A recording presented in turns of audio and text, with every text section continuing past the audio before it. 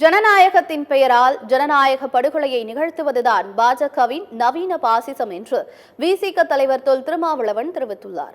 வக்ஃப் சட்ட திருத்த மசோதாவை கண்டித்து சென்னை சேப்பாக்கத்தில் திருமாவளவன் தலைமையில் விடுதலை சிறுத்தைகள் கட்சியினர் கண்டன ஆர்ப்பாட்டத்தில் ஈடுபட்டனர்.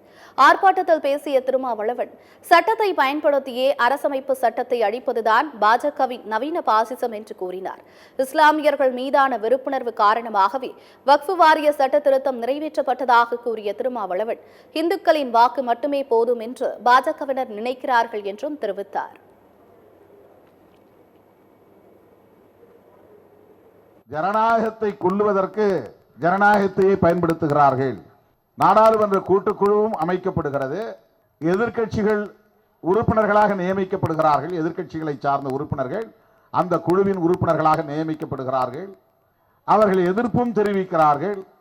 இவையெல்லாம் அனுமதிக்கப்படுகிறது. அது ஜனநாயக உரிமை. ஆனால் இறுதியில் ஜனநாயகம் படுகொலை செய்யப்படுகிறது. ஆக ஜனநாயகத்தின் பெயரால் ஜனநாயகம் படுகொலை செய்யப்பட்ட ஒரு நிகழ்வுதான் வக்ஃப் திருத்த சட்ட நிறைவேற்றம் ஆகும்.